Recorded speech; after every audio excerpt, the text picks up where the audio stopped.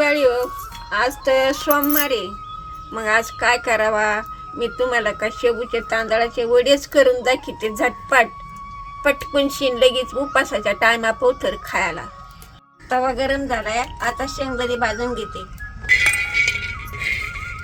आता बटाटे शिजू घातले, तवर शेंगदाण्याचा कूट बारीक करून घेते. मिरची, शेंगदाणे, मीठ. शेंगदाणे का आबडदोबडच एक गरका फिरून घेत जायचा. चईडा चांगलं नाही लागत, बारीक भुगा केलवलंय.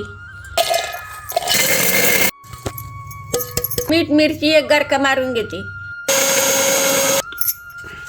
बटाटे उकडेल खाली उतरून घेते आणि सोलून घेते. आता का बटाटे उकडून सोलून घेतलेत. मिक्स करते द्यायची. हिरवी मिरची, शेंगदाण्याचा कूट टाकून घेते आणि मळूमळू घेते. टेबल चालून टाकून घेते, मळमळ घेते. आता सगळं मिक्स करून घेतले. आता मळून चोळून घेतलंय. आता वडे बनवून घेते. तेल तापायला टाकी त्याच्यावर. तेल तापलं का मग त्याच्यात सोडून देते. कढई थोडी तेल तापायला टाकले.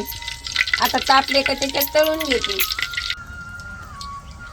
तेल चांगलं कडकडीत झाले. आता सोडून घेते. हा बघा, असे सुकटलं तर सारे बोट व्हायचे. माणसानं म्हातारीने काय केलं बाई असं.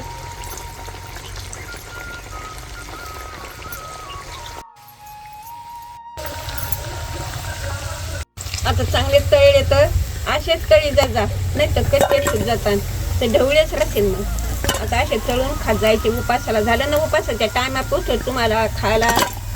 मग असेच करी जायची. शेबूची तांदळाची खिचडी करायची, ते करायचं.